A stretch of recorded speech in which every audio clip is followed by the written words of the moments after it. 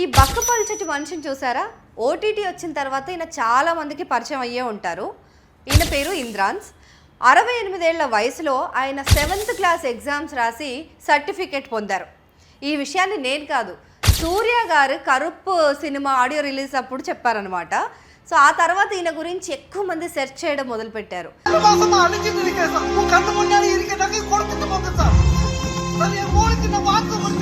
ఈయన family background చాలా poor, చదువుకోవడానికి కూడా డబ్బులు లేకుండా చాలని సంపాదనతో ఉన్న వాళ్ళ ఫ్యామిలీలో 4వ తరగతి వరకే చదివి ఆయన చదువు ఆపేశారు. ఆ తర్వాత ఫ్యామిలీకి అండగా నిలిచారు, ఒక టైలర్గా మారారు. ఆ తర్వాత సినిమా ఇండస్ట్రీలో కాస్ట్యూమ్ డిజైనర్గా ఎంట్రీ ఇచ్చారు. ఆ తర్వాత 1981లో ఆయన కాస్ట్యూమ్ డిజైనింగ్ చేస్తూనే ఆయనలో ఉన్న యాక్టింగ్ స్కిల్స్ని ప్రమోట్ చేసుకోవాలని అనుకున్నారు. చిన్న పాత్రలతో తన కెరీర్ని యాక్టింగ్ సైడ్ ప్రారంభించారు. అలా కెరీర్ స్టార్ట్ చేసిన ఆయన ఇప్పటి వరకు దాదాపు 500 సినిమాల్లో నటించారు. సైడ్ రోల్స్తో మొదలైన ఆయన కెరియర్ ఇప్పుడు కీ రోల్స్ చేసే స్టేజ్కి ఎదిగింది.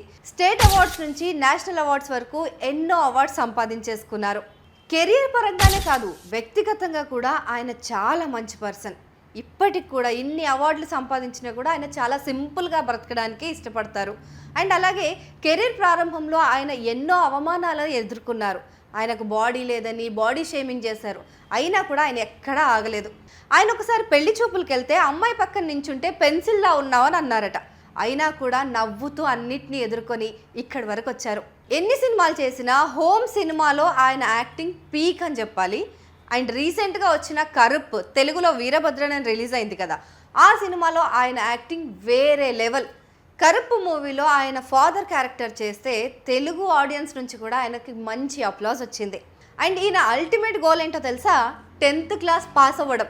ఇప్పుడు 7th పాస్ అయిపోయారు, ఇక 10th ఎప్పుడు రాస్తారో చూడాలి మరి.